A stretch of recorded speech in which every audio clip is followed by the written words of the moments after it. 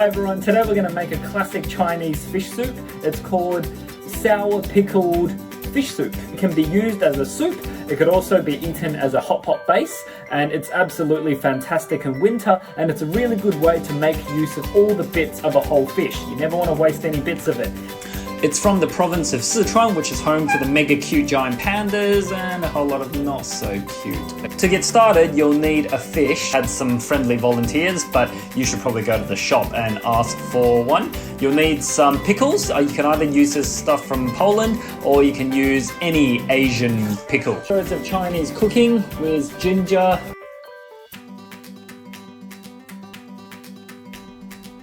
So the first thing you want to do is to fry your fish. Frying the fish before making the soup is very important. It will get rid of some of the fishiness and will make sure that your soup is nice and milky. Now I've filleted the fish here and split the heads in half. You should just ask the guy at the shop to do this for you because they're a lot better at it. It's pretty messy doing it at home. So you want to just get this garlic going, and then throw in all the bits other than the fillet, which you are going to use for the fish ball. So you see that's a nice fat fillet. You want to keep that aside. But any parts of the fish which is not a part of the fillet should just go in and get a nice good frying. And I'm just going to put in some sherry or Chinese rice wine to help with the flavor. But you should be frying this at about 100 degrees. Now see, this is the part to make the fish ball. What you want to do is you want to remove the skin. You could ask the shop to do this for you. Sometimes they will, but you could do it yourself. What you usually want to do is to get a wet cloth and just press down on the flesh as you tear it off. And then obviously there'll be some bits left over. And what you want to do is you just want to try to tear it off. Can't do it. Let's just skin this thing with a cleaver. So what you want to do is you want to press it and just pull the skin out from underneath it.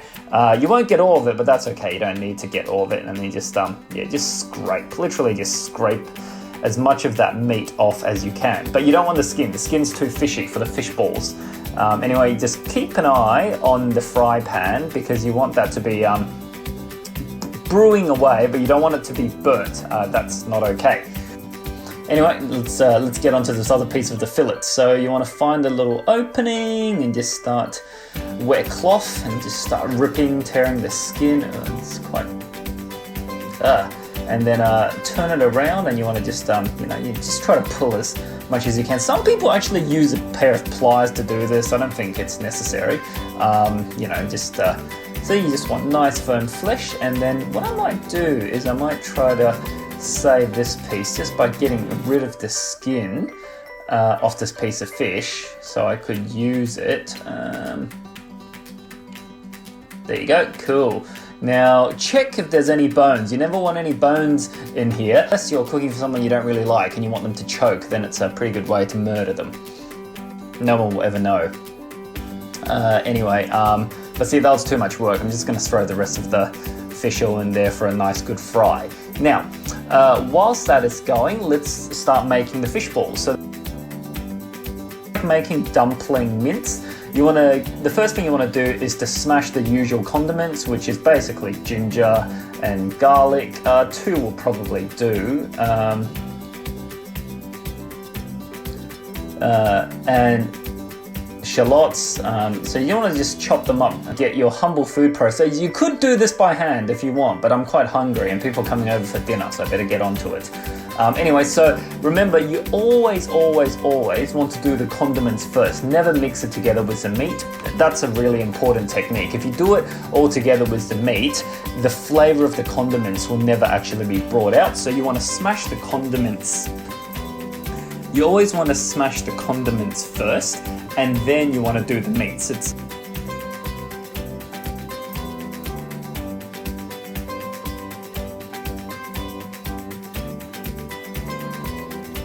Now that fish is finished frying, so you want to just put it into a big pot, a big soup pot, and you want to just pour in boiling water. So make sure you've got water that's been boiling. Now, it's not the end of the world, but boiling water makes it quicker. So you can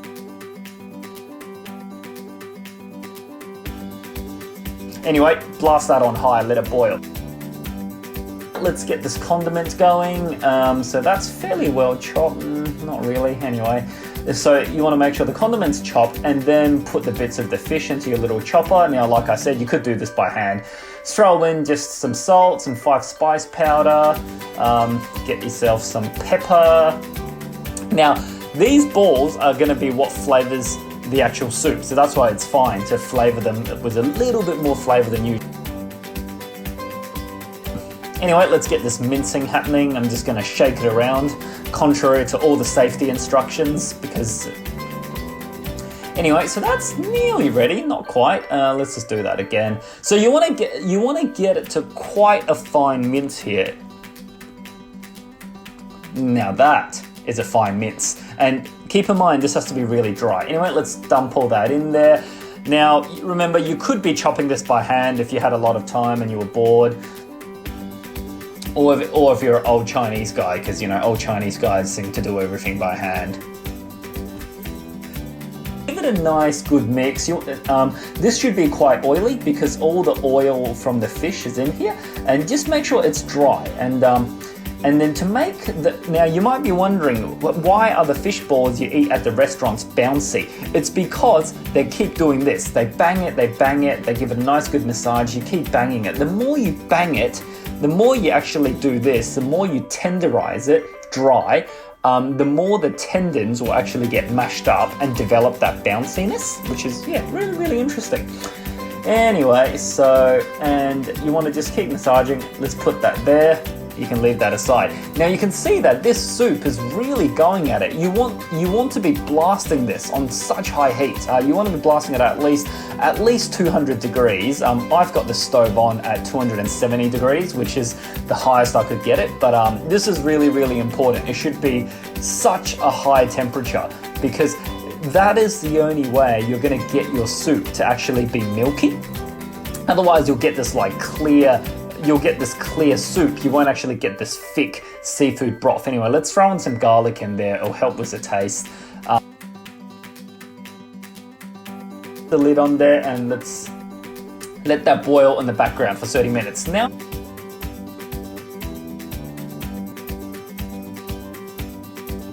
usually you want to season the pot, so I'm just going to fry some garlic. Now you don't need ginger here because you're frying something that's vegetarian. So in northern Chinese cooking, you only use ginger if you're frying something that's meat based. Anyway, I haven't got the Polish pickles, so I'm just going to use this one, which is a Chinese one. I bought it from a Thai shop actually. Ow, ow, ow! I've got a cut on my hand, so it really hurts. Anyway, let's chop this up and throw this in here. Now, it is really, really important that you fry the pickle. You don't just open the jar or you open the bag and throw it straight in your fish soup. There's too much liquid in there, it'll ruin the taste of the fish. And also, this frying process will actually make this pickle really, really fragrant. So I'm just going to clean this bench because that was completely not needed. Give this pickle a good fry. It should be, so you can see I'm frying it at about 150 degrees. But you should fry this for about 5 minutes. You should be frying it so that these pickles are more or less dry, and you should be able to smell the fragrance. Yeah, my hand's actually starting to hurt a fair bit from shaking the wok. Wanted to be a chef growing up. My mother said, I don't want you being a chef. I don't want you to be tossing woks whilst other families are eating dinner. End up being a lawyer, and I would look at documents whilst other families are sleeping. Pickles are now done. It has been boiling for about 20 minutes now. It is absolutely white because I've been heating it at high heat, and that is exactly what you want to do, you know. A lot of restaurants will add milk into the soup. That is cheating. The right way to do it is to do it on high blast. Anyway, you want to just strain the soup. This part's really important too. You never want all the gunk and the fish bones and the fish frames in your soup. You know, that's no good. So what you want to do is that you want to pour it into a second bowl or a serving pot. Anyway, I'm just going to keep pouring it to make sure it doesn't spill over. Anyway, there you go. And then you want to just strain it. And this fish frame can go to make cat food for my neighbour's cat. What you want to do now is to put in the pickles, and once again, you guessed it, blast it at high heat. It starts to boil again. Now, the boiling of the pickles will actually result in some more foaming, but that's okay. Now let's get the fish balls ready. So, you can see we've let it sit for about 10 minutes. It's actually quite a nice tough. Now let's remove some of this foam, because it's really important you remove foam on time when you're making soup, because if you don't remove the foam, it actually goes into the flavor of the soup and you end up with a really cloudy and really not that great soup. Anyway, fish balls, you literally turn them into balls and they're ready when you can give them a turn. There's actually a Hong Kong movie where they play tennis balls. It's where they play tennis, so you don't have to do that. Anyway, you get the point. Just make them into nice little fish balls and put them in. Now, it's completely fine for more foam to build up as you put the fish balls in, because, you know, it's actually getting a lot of the impurities of the meat out, so that's fine. Anyway, so you just want to rub these balls, and give them a nice little massage before they go in there. But yeah, these fish balls are a bit like the one these fish balls will be like the ones you get, you know, in those frozen packets if you're into them. You get them in a lot of Asian shops. This is how to make them the authentic way at home. You know, just give it a nice good beat and then put it in there. If you want these fish balls to look nicer, what you can do is you can add a bit of white flour or corn flour and they'll look quite white. You can also add a bleach if you want. That's what a lot of the illegal factories do anyway. We've just put all the fish balls in. They're a bit like dumplings, and the pepper and the salt from those fish balls is now flavoring this soup. Anyway, and let's just get rid of all this foam and this stuff. And these fish balls will take about 10 minutes. Anyway, I'm just going to add in some vegetables. I like to add dates because it's the only way I'll get any. And now it's ready.